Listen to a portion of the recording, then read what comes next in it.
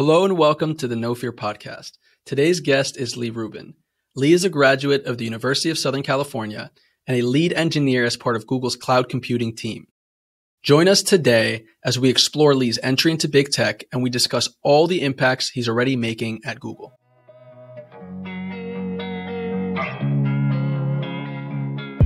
Welcome to the No Fear podcast with your hosts, Noah and Ophir, where we sit down to discuss the journeys of accomplished young professionals who have taken action towards manifesting a career and a life that go far beyond the ordinary.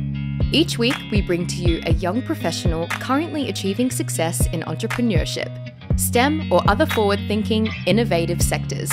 Please enjoy today's episode of the No Fear podcast, brought to you by House & Hughes, shophouseandhughes.com, the perfect destination for thousands of curated wall art designs.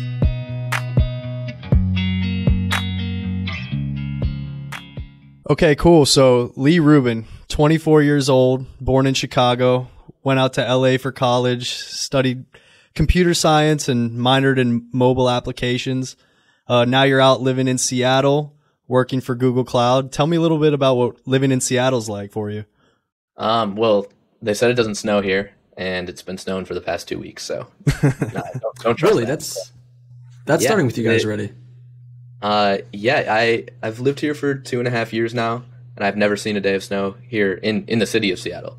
So this is new for everyone. No one knows how to drive in the snow here.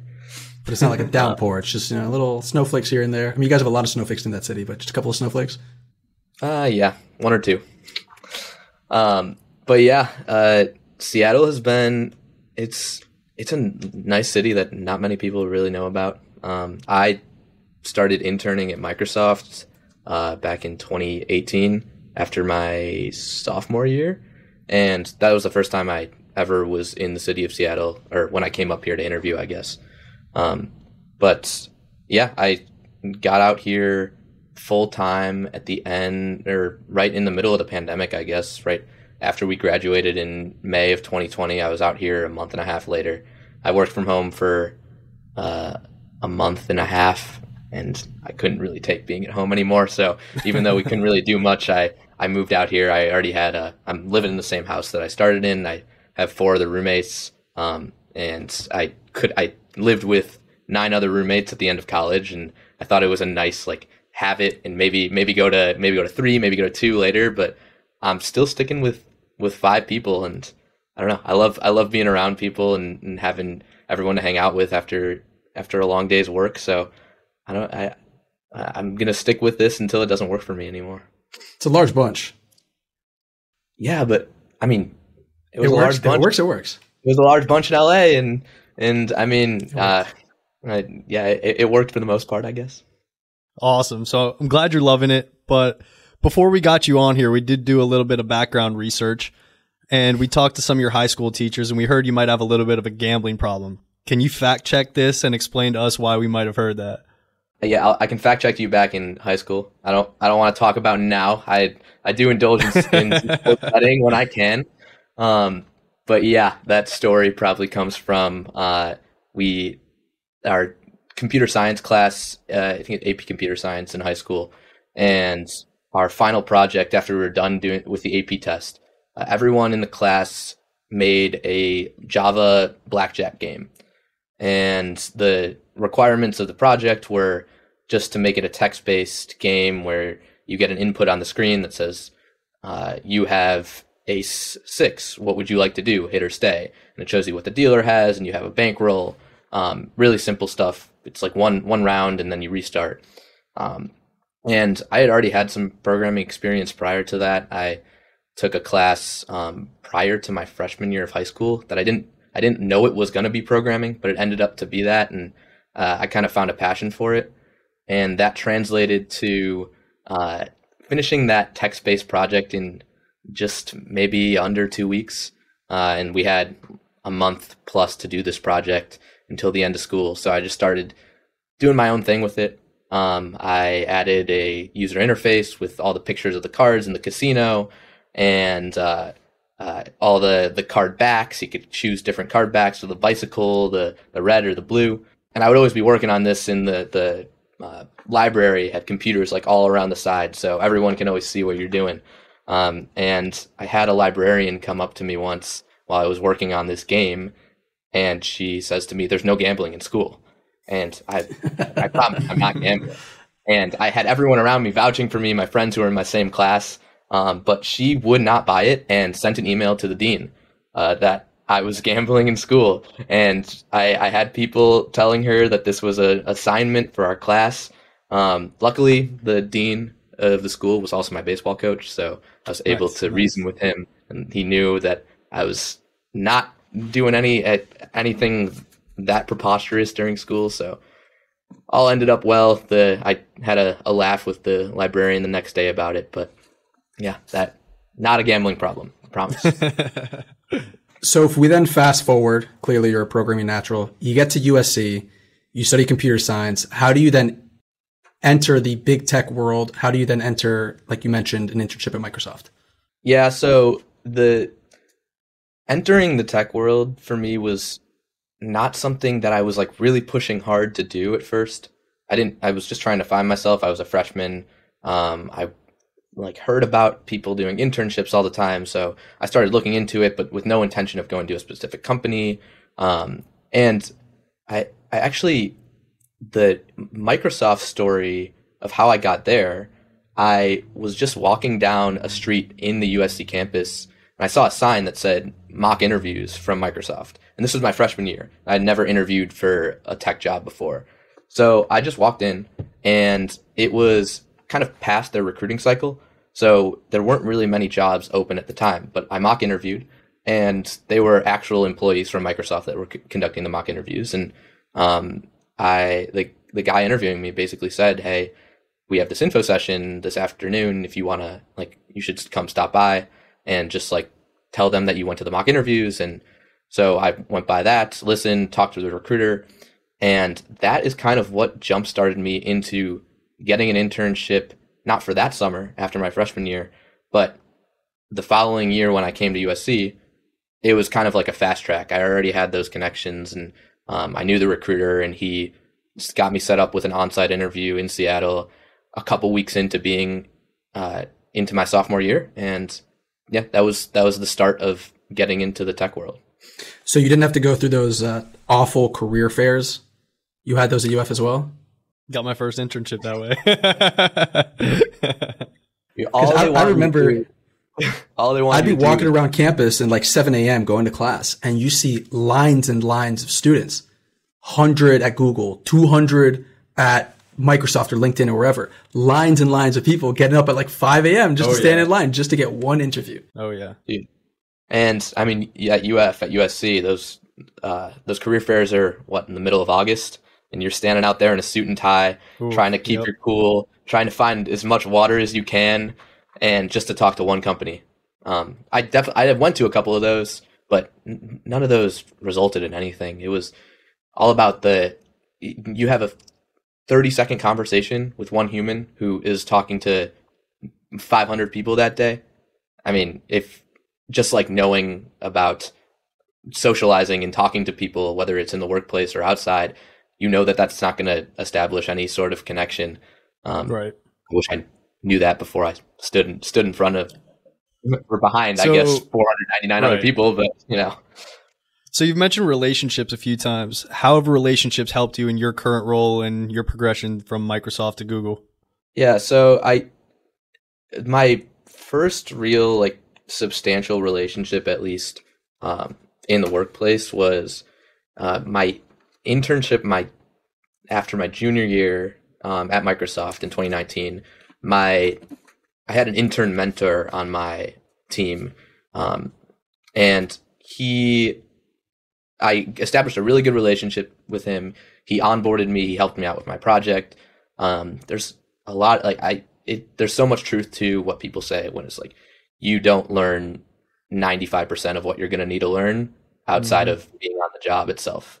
I learned the basics in school and just how to follow along with a project and be diligent about just doing work and making relationships with peers. But actually what you're doing especially in tech industry, I mean, right now at Google, I everything is internal. So I'm not using anything that I've used in the past. And I think that's just expected at this point. Does it make it difficult to then move between companies like Google and Microsoft when they all have different SOPs and different systems set up? It makes it difficult. So when I first joined Microsoft, I kind of had that shock where I looked at everything, didn't know what to do, and felt that imposter syndrome of, I can't make any impact here. How am I going to make impact if I don't know how to submit 10 lines of code? But then after changing jobs to Google, I knew that that was the case.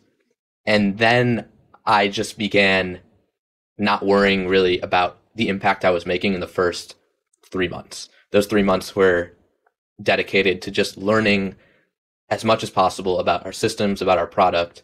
And then once I really got those things down, I felt like I was in a better position to make impact. And right. I bet that is a huge, I experienced this coming as an internship or right out of college. The one thing you want to do right away is make impact because you feel like you need to. You got to that point by showing all your skills, and now you need to make some impact. But no one chip really on your shoulder. Do something. Oh yeah. So in a big company like Google, how do you make an impact and not just feel like a number or a pea in a pod in the whole scheme of the corporate world? So we touched on it before. The first thing really is the relationships. If I make a code change that saves, I don't know, X million dollars for the company, but if I make that code change that saves X million dollars and my manager knows about it and tells her manager, and then it gets presented at a meeting that some other higher up is finding out about this, right. Those are really the ways that you can make an impact, but also actually succeed from making that impact. A lot of right. people make so many impacts and they either don't document it. They don't like, if I'm going and making a 5-line code change, the little work it takes to go file a bug for that, attach it to that code change and submit it versus just submitting the code change, that code change is just gone, lost forever, versus it's right. tied to a bug. That bug is something someone else references, and that's in a document that goes up to, I don't know, some presentation. Then right. your work is stored and documented as it actually helps something improve within the company. Mm-hmm. So I work in a sales role, and I know that I can quantify my impact by just saying I sold X amount of product. This is how much money I made the company. In a purely engineering role, I know you might not be able to say it because of NDAs and whatnot, but what's an example of a possible quantifiable effect that an engineer or a coder or a computer programmer can have on a company like Google? Yeah, so my role is dealing with the Google TPUs, which is like our machine learning enabled hardware. And I'm not on the hardware side, I'm on the software side of that. And we essentially manage the ordering and delivery of all of those machines to all the teams within Google. So like if search or ads or YouTube wants to run some machine learning model, they'll go through us to order the machines to do so. And it's much more complicated than regular computers just because of all the supply chain issues of there's a lot of a PA will give us a supply. They want 10 machines, but we can only give them 8 and then 4 of them are delayed. So it's kind of all managing that. So an example of a quantifiable impact, we are obviously keeping track of all of these machines.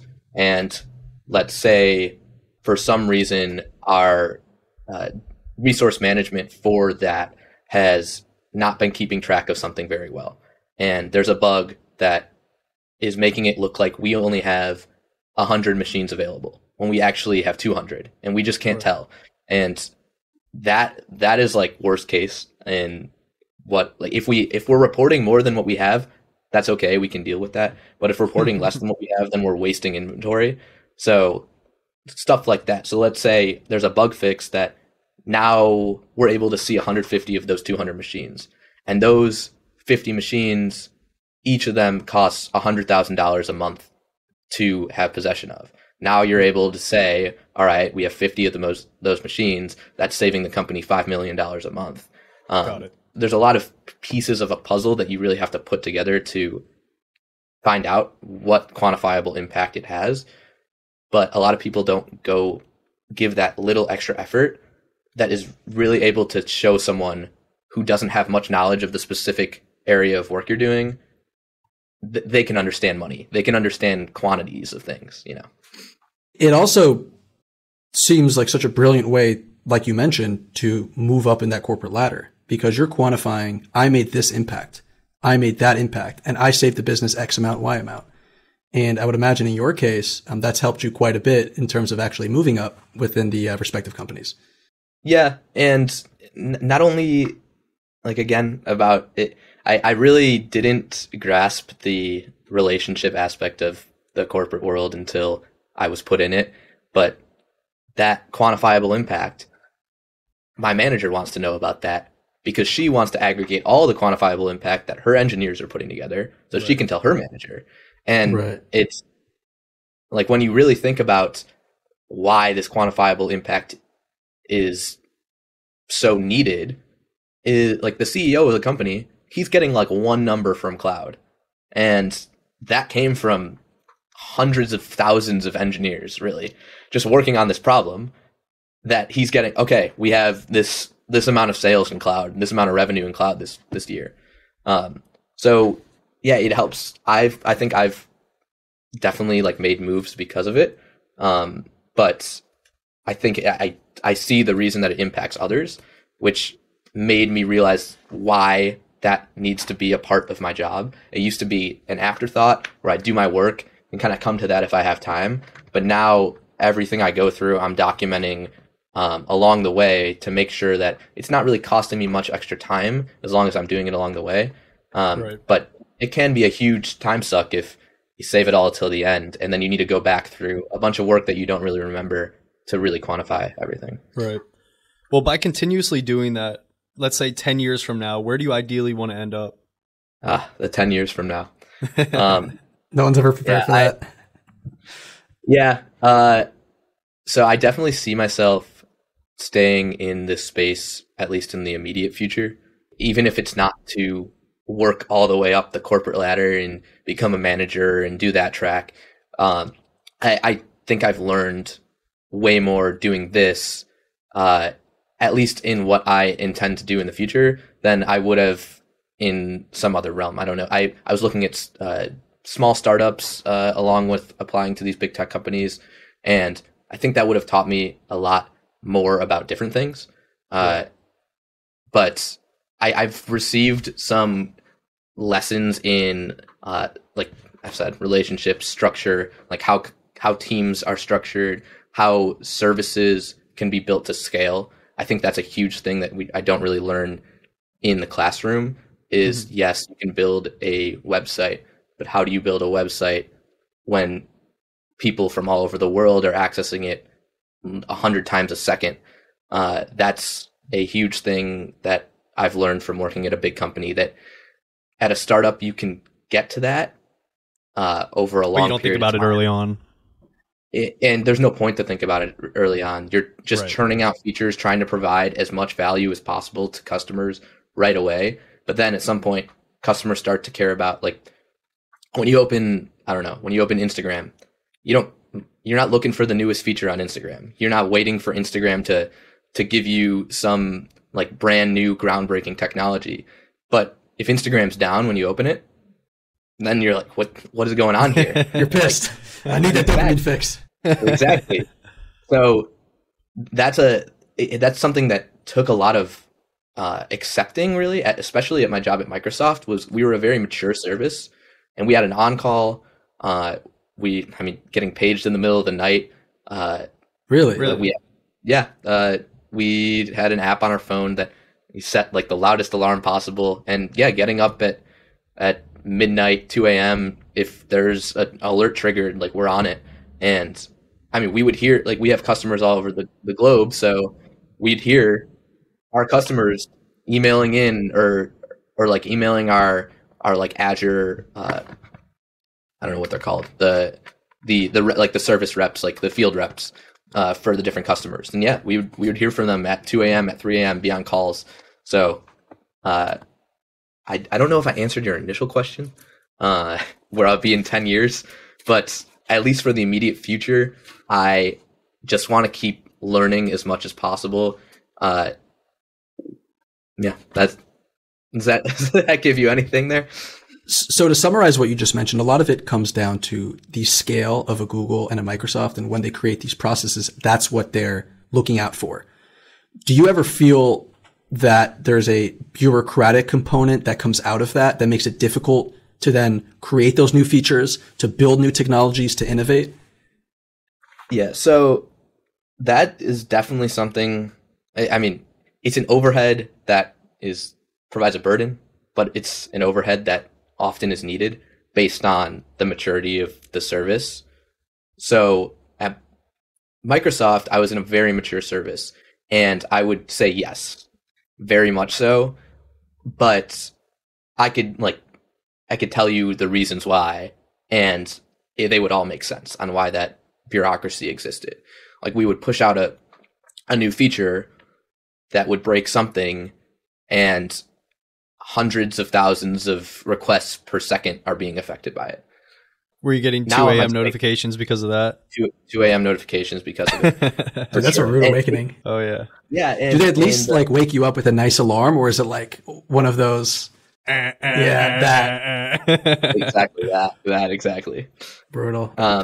Yeah, but now on my team at Google, I'm on a much newer service, and it's kind of like a startup culture, like work fast and break things. Like, we're breaking our service I like that all the time. And we're getting to a point where we're kind of making that transition from a new service to a mature service. Mm-hmm. So I'm starting to see a little more of the bureaucracy involved, but we are kind of building it. So it doesn't feel as burdensome as it did at Microsoft, because we're starting to realize maybe we should be more careful, because now we have customers relying on this. And if this data is wrong, we're going to hear it from someone. Right. I've learned to basically accept the amount of bureaucracy if it's fair with the the customer base of the service and what's expected. Got it. You said something to us offline that I thought was really cool, just in terms of looking at things and always looking to see how you could improve them, because a fresh set of eyes on things is really great. Your exact words. And what's something that you've come across and you've said, I could make this better? This is something that doesn't seem like there's any issues with it, but I can improve this. When I first realized that was when I was working at Microsoft, and we had a new member of our team join. And initially he just started asking a lot of questions about our processes and how we're monitoring our service and how we're why we do this, why we do that. And for about a year prior, while we just had the same team kind of throughout COVID, nothing really changed other than the features that we had in the pipeline to get done in that year. So I in a similar vein, when I moved from Microsoft to Google, I think that by far made the most sense. I'm coming in with a very different knowledge base than a lot of these people who are very smart and very determined to make this product better, but have kind of just accepted the way things are because that's how they were built and that's how they've seen them for X amount of years. So I kind of made it my mission when I came in to working at Google to ask as many questions about the product as possible, to kind of, even if I wasn't coming in with a solution, I wanted to just spark kind of doubt. I want to spark doubt about why do we do this? Why do we do this? Because if you're not like constantly looking at the way to make something better, it's always going to stay in its current state. And I mean, all of the products that have been truly like innovating in our society have come from people who are questioning why things are done a certain way. And yes, that's on a macro scale, but I think that really applies on a micro scale as well. I love all the talk of innovation. I've got a question for you. It seems that you're kind of dancing around the subject, but do we potentially see an entrepreneurial future for Leigh? Yeah, I have had thoughts of entrepreneurial ventures in the past. I've just like randomly started different apps. I was in a startup club at USC I was part of a makeup company for a little bit. It's actually a makeup company. Makeup. Yeah, it's a. Ophir was using some of your product today in the bathroom before we started. Yeah, I like the mascara on you. You guys need some hair products, actually. Yeah. Yeah, I mean, that was like totally like not even in the tech world at all. I started as an engineer, like on that team, like building a website. But Right. yeah, so I've ventured into it a bit. I've always said that I wanted to start in something a little more stable. I mean, starting up a company requires funds, and I'm gathering those for if I would like to go down that road at some time. But yeah, I recently have had conversations with you, Ophir, about I listed a couple books on Amazon. I'm just trying to dip my toes in different areas and Taking learn a page out about of my book, pun intended. Yeah, exactly. I don't want to go back to moving boxes for you. I'd rather be moving the boxes to customers. I hired him for a day like 4 years ago during COVID. We walked in there with the gloves on. Remember that? Bring everything out to the U-Haul. Good times. Yep. Yeah. But yeah, to answer your question, it's definitely something I'm always thinking about. I don't think it's in the next couple of years. But if you come back to me in a couple of years and ask me, I might have a whole different answer for you. Yeah. So you talked about saving up funds. So I do want to ask you, as someone working in the tech world, what do you see as the future of capital building investments for people looking to build up money? Some people look at metaverse. Some people see that as a failure. Some people see that as still being what's next. Where do you like your money in tech? Yeah, metaverse is tough right now. Zuckerberg shaking. Yeah, I mean, recently it's tough to say anything other than the tried and true products. I mean, when you look at like every tech company's down, the whole market's down. But when you look at the companies that are not as down as others, and especially the segments of those companies, I mean, the cloud services are really just doing exactly how they were like almost pseudo recession. But then you see like these new, which is disconcerting, but the new innovative products are really the ones that seem to be struggling right now. No one is really trying to spend their grocery money on the metaverse. But yeah, it's tough to say right now. I'm not an investment specialist. I essentially just use a financial advisor to handle that for me, so I don't have to worry about that. I'm not the most aggressive investor either. So Wall Street Bets isn't your financial advisor? I saw an article on Wall Street Bets about it popped up on my Reddit, and it was about how a guy faded Wall Street Bets for 2 straight weeks and made like 50 grand or something. So The degeneracy. Exactly against it. That's my strategy. Very cool. Very cool. So, Leigh, synthesizing all of this, bringing it back to the hardware component of the systems you guys produce, how have the supply chain and more specifically the chip shortages impacted your ability to do business and produce what you guys produce within your team?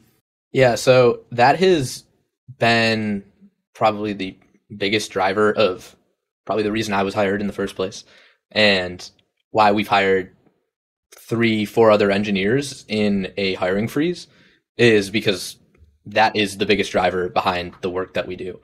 We are the middleman and the source of truth for if any PA within Google wants to order a machine that has those chips that are in a shortage.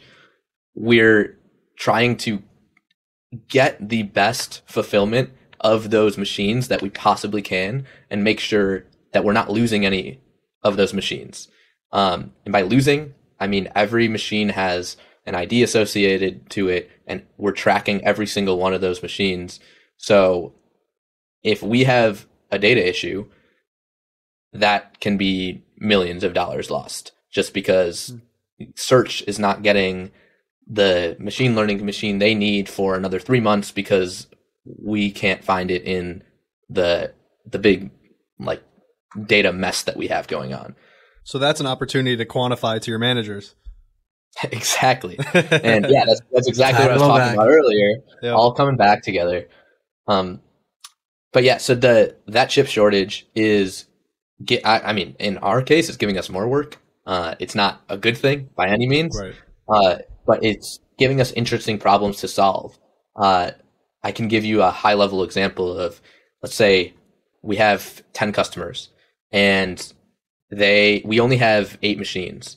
But if we can theoretically guarantee that all 10 customers at the same time won't be using 100% of the resources on that machine, then why not let them share those machines?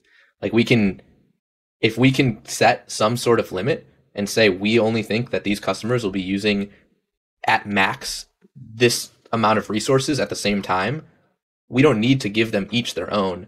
We can have them share. We can pool resources in different places. And again, there's a lot of are there new security features that need to be put into place within those machines due to different companies using them? Yeah, so that's where we have a big advantage over maybe a cloud accelerator that you would log in, you would go on Google Cloud and run a machine learning model.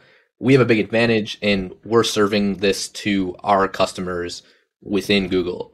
So we can cut some corners that serving to the average consumer you might not be able to do. Got it. Because we don't care. So also for accelerators, the ones I specifically work with, that actually is not a thing. There's no multi-tenancy on accelerators now. Right. Maybe in the future, but for just normal CPUs that are being used by ads and being used by cloud, we don't care if they're operating on the same machine, and we have so much data on what their utilization is like over time that we have teams that can make really good predictions about how many resources will be used at the same time.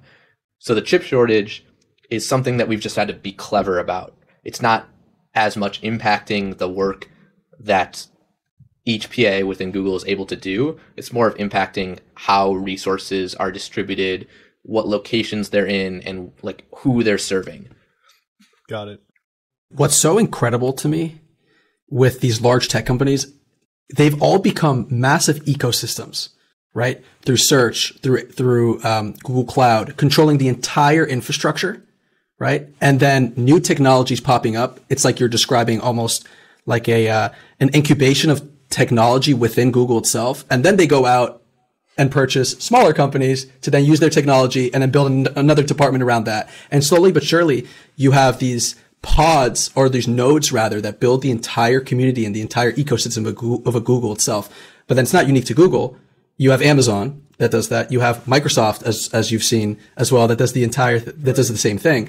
And then you begin to have these different nodes within the company that produce for other nodes within that company, right? And it's this entire synergy within the ecosystem. And I would imagine that's a massive component to how these big tech companies have become so successful in the last 15, 20 years, how they've been able to grow and just be basically omnipresent in the entire technology landscape. Yeah. And on the internal aspect of that, one thing I've seen working at Google specifically is there is just a cohesion amongst all their products that I never really saw at Microsoft, which we can go view anything we want to, other than the top secret search algorithm, which I don't think anyone will see unless you're working on it. But you can go see, if there's something going on, you're watching a video on YouTube and all of a sudden it crashes. I can go request access to their crash reports and see what happened and file a bug, and everything is so cohesive with one another. YouTube, another one I missed. I didn't mention. Yeah, and if things get done a lot faster when people are able to easily communicate with each other about different things that are going wrong in different products, and a lot of times at companies that is way easier said than done. When I was at Microsoft, I would try to view another sister team's code base, and you need to go through some layers of approval to get added to a security group to be able to view different things. That still happens at Google as well, but to a lesser extent, I think. I think they have more of a culture of openness and being able to see and move around and contribute to different areas. Seems like a good balance of enough bureaucracy where the systems can scale, but not enough bureaucracy where the innovation can continue to grow. So within the ecosystem that Ophir was mentioning, what are the communications like for collaboration between you and other teams within Google Cloud? It's really easy. It's super simple, and we work with so many different teams because, my team is a data source. That's really what it is. It's an aggregation of a bunch of different data sources. So a lot of people are relying on our data, and all of our data is based on what our customers want to see. We're trying to give them useful data that they can use to make impacts on their own team. So I work with most of the people that I work with day to day are not actually on my immediate team, and everyone is super responsive. I set up a 30-minute meeting an hour later with a guy who's been at Google for probably 10 years now. He's very senior. He has no reason to talk to me, right. But he hopped right on, and it's the most pleasant, useful human being in the world. So cool. I could not appreciate him more for that. But it really is based on a culture that has been created where everything is open and honest, and everyone really does try to help each other. Mm-hmm. And companies like that are kind of why I am invested, at least for the short term, in the corporate world, is being able to talk to these people who have worked on these interesting problems for so long, and they're all in one place, and I can just message any one of them right now, and they'll probably be willing to set up a meeting with me. Versus, it's a great network to have. Yeah, and I definitely see all the value in entrepreneurial ventures and startups, but being able to meet that type of person and talk to whoever about whatever you want is just way more hoops to jump through to get there than it is right now in front of my computer with all those people at my fingertips. Awesome. Well, that's definitely great to hear. But taking a step back, looking at it from your consumer side, as a consumer, what do you deal with on a day-to-day basis that what you do at work impacts that consumer side of what you do? A lot of the products that Google is known for, so Google Search, YouTube, Google Ads is their biggest moneymaker by far. Okay. It literally prints money. You just put Google Ads on any site and it prints money for the company. But every one of those is kind of a platform that is built off of this new world of AI, machine learning. You go to Google, you type in any question that you have, and nowadays you don't even want to click on a link. You're just expecting those words to pop up in big letters at the top of the page, and that's what you're going with. And that is a result of very talented engineers devising these machine learning models that are going to do things that I have no idea how they're done. But all of those models are executed on our internal hardware. And you keep going down the line, that internal hardware is ordered by the PA resource manager responsible for ordering. There's someone or a team that's responsible for finding out how many resources Google Search is going to need in this upcoming calendar year. And then they write that into a file that trickles down to us. And then we have that data, and we have the data on the supply, on how many of that machine we're going to get. And then we try to match that supply to the given demand of the different PAs. So it's a very long process through many different teams that it takes to get from the manufacturing of that hardware to seeing output as a consumer. Most consumers will have no idea, and they won't care about all of the steps that machine had to go through to provide them the answer to who's winning Thursday Night Football. They don't care. But without you guys finished my question before I'm even done typing it, so great job. So Leigh, to wrap up this episode, we've learned a tremendous amount about Google. We've learned a tremendous amount about how you navigate the workplace. we want to then move on to the question that we have for all of our guests, which is, what is your no fear moment? It's a good question I should have been prepared for since the title of the podcast. But I think recently I made the change from Microsoft to Google, and it was in no ill will toward like my old team. I loved my team. My manager, I had a really close relationship with. But I was at a point in my role where I felt pretty stagnant. I had been doing the same sort of thing for a while. I saw a lot of good results as far as performance reviews from managers, from peers, but nothing really to show for it. And talking to other people, I think that is kind of a accepted thing about the culture at Microsoft, is it just moves a little slower. And being at one company for 2 internships, 2 years of work, I really had no other experience to base what I was seeing off of. I could only look around and see my coworkers as to see if they're being promoted, or if they're moving where they want to do, or doing the projects that they are the most comfortable with.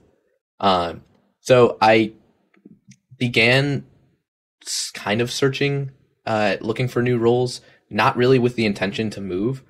It was more of an intention to just see, am I at the position where I should be, or am I worth more based on the market? And it was I had to pick up the books and go back into cracking the coding interview, and technical interviews are no joke. And the technical interviews for the next level up, which was what I was interviewing for, were definitely no joke. After interviewing with a couple companies, I kind of did. I basically saw that the worth that I thought I had in the market, sitting on my team at Microsoft, was I was not. I don't know how to put this. I wasn't leading myself astray. By sitting in the same place, it's really easy to let yourself think that you're in that place because that's where you should be, and everyone around you is doing everything that they can to give you new opportunities, to promote you to the next level, when in reality there's a lot of other bureaucracy around that. Actually, when I told my manager at Microsoft I was going to be leaving and accepting a job at Google, then that kind of sparked the, wait, can we retain you? We'll promote you to the next level. Mm-hmm. So a lot of times companies can be putting your best interests at heart, but also trying to cut costs where possible. Right. And obviously a promotion means more money. And if I'm comfortable at whatever level, and I'm doing the work of the level above, is there a need to promote? And I think that's probably a struggle that a lot of employees face, and they don't even know it. They don't know that they should be at the next level because they're told that they're doing great and it's going to come as long as you keep up doing the same work. And sometimes you got to take initiative and go show other people that you deserve to be there now. And yeah, that was a moment where I was debating until the very end whether I actually wanted to leave Microsoft, because I felt very comfortable there. And obviously in the economic situation we're in, tech layoffs are imminent. No one knows really if they're going to have their job into the next year. And luckily now I feel comfortable where I'm at. But as the new employee, it's no given that if there's a round of layoffs, you might be the first one to go because you have the least knowledge on the team of what systems you're working with, and you're not going to make as much impact as another employee might make in the next 6 months. Well, I want to say I do love that answer. I love how you tied it back to the No Fear podcast and the mantra that we try to exemplify with every guest that we bring on. So I do want to say, awesome episode. Thanks for coming on. Thanks, guys. Appreciate it. Yep. Leigh, thank you so much. Thanks for listening to this week's episode of the No Fear podcast, brought to you by House & Hughes. For more information about our show, visit thenofearpodcast.com. If you enjoy this podcast, be sure to subscribe on Spotify, Apple Podcasts, and YouTube. You can also connect with us on LinkedIn, Instagram, Twitter, or TikTok for insights into future episodes.